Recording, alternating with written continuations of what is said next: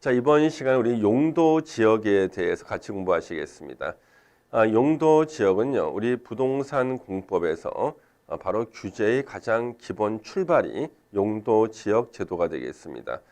그래서 이번 시간에 우리 용도 지역의 그 의의하고 이제 세분되는 것 중심으로 보시겠습니다. 가장 기본적인 내용이 되겠죠. 바로 용도 지역입니다. 먼저 이 용도 지역에 이제 의의가 나오죠. 의의는 뜻이죠. 용도 지역의 뜻.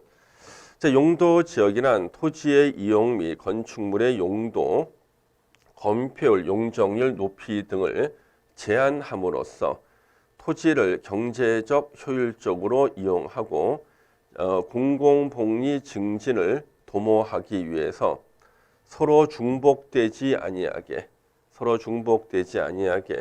도시군 관리 계획으로 결정하는 지역을 말한다죠. 여기서 핵심은요, 서로 중복되지 아니하게입니다. 그래서 서로 중복되지 아니하게, 이게 가장 중요한 내용이고요. 시험에 여러 번 출제가 됐죠. 그러니까 하나의 토지에는요, 우리가 앞으로 공부할 용도 지역 하나만 지정해야 돼요.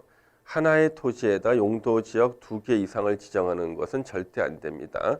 그래서 서로 중복되지 아니하게 도시군 관리 계획으로 결정하는 지역. 그럼 우리 도시군 관리 계획으로 결정하는 것은 도시군 관리 계획 내용을 말하는 거죠. 우리 도시군 관리 계획 내용이 6번까지 6개가 있었죠. 그 중에 1번이 뭐였습니까? 1번이 바로 용도 지역,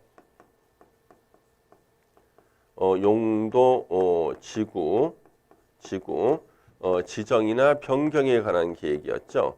그래서 용도 지역, 용도 지구 지정이나 변경에 관한 계획이 바로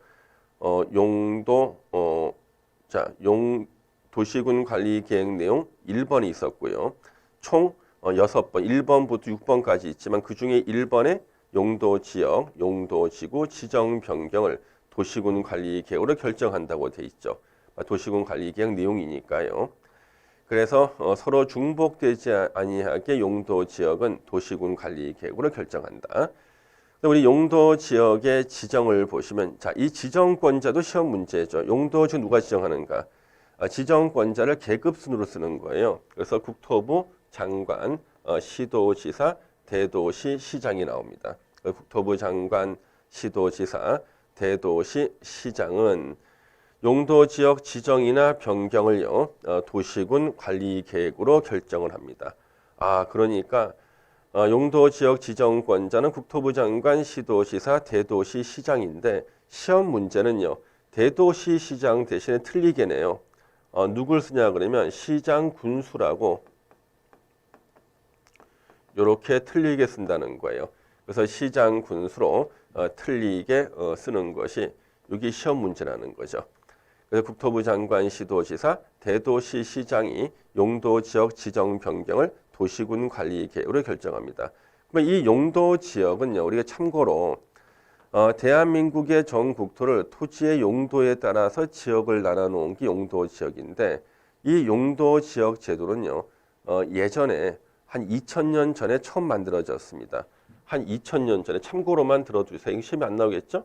2000년 전에 고대 그리스에서요. 고대 그리스에서 용도 분리라는 제도가 있었습니다. 용도 분리라는 제도가 있었어요. 그래서 우리 고대 그리스를 주제로 한 영화 혹시 보셨는지 모르겠습니다만 트로이라는 영화도 있죠. 그 다음에 300명인가요? 그 영화도 있죠. 거기서 나오는 사람들을 보시면요, 다 반바지하고 반팔 입고 나오죠. 왜 그럴까요? 고대 그리스는 지금의 지중해, 고온 다습한 지역이 무척 더운 지방이고요.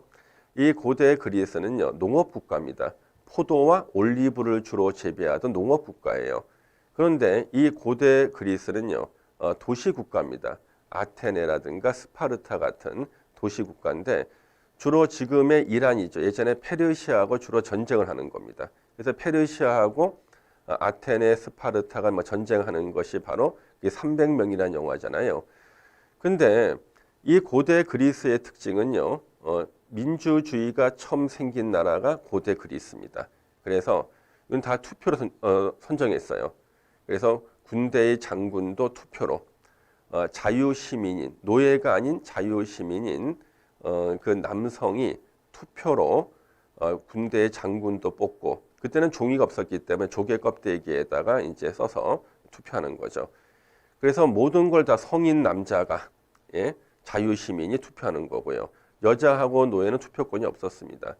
근데 이 투표권을 가지는 자유시민은요, 의무가 있어요. 전쟁이 나면은 자기 돈으로 무기를 사서 전쟁에 참전을 해야 되는 겁니다.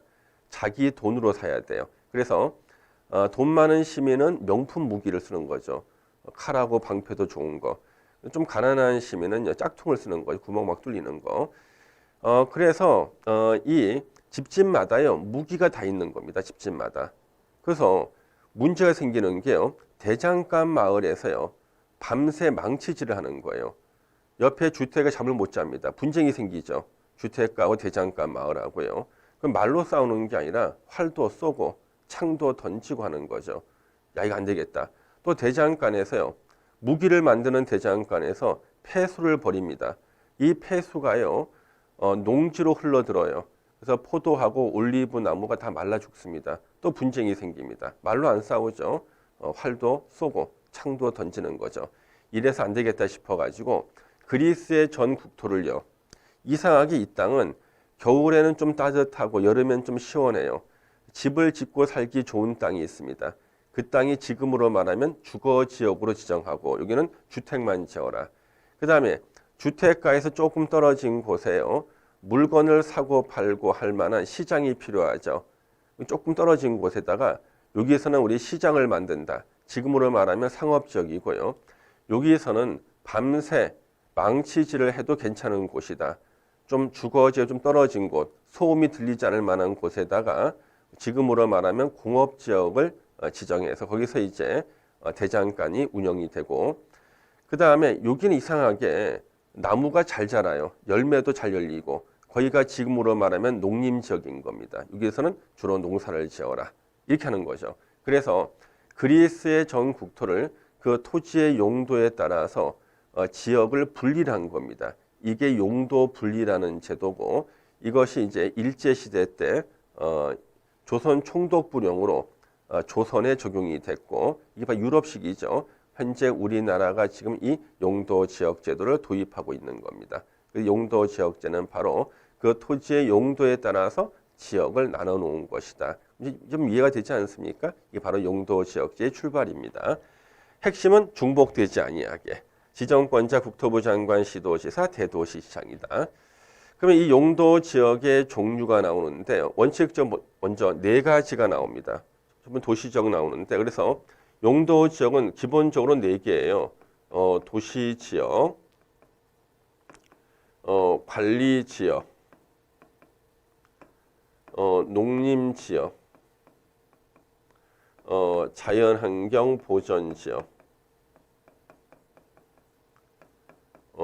보전지역. 이렇게 기본적으로 네 개가 이렇게 있습니다. 그래서 대한민국의 전 국토는요, 네 개 용도 지역 중에 하나로 다 지정되어 있는 게 원칙입니다. 물론 미처 지정 안 되어 있는 경우 있지만 원칙적으로 네 개 중에 하나로 다 지정을 해야 돼요. 그래서 우리가 낯선 동네에 가서 땅을 발로 밟고 서 있으면은요, 그 땅은 원칙적으로 네 개 중에 하나라는 거예요. 도시지역, 관리지역, 농림지역, 자연환경 보전지역 네 개 중에 하나로 지정돼 있다. 그러면 먼저 이 도시지역이 뭐냐는 거죠. 우리 서울 전부 다는 다 도시지역입니다. 서울은 다 도시지역이에요. 서울은 뭐 관리나 농림, 자연환경 보전지역 없어요. 자, 인구와 산업이 밀집되어 있거나 밀집이 예상돼서 그 지역에 대하여 체계적인 개발, 정비, 관리, 보전 등이 필요한 지역. 그래서 핵심적인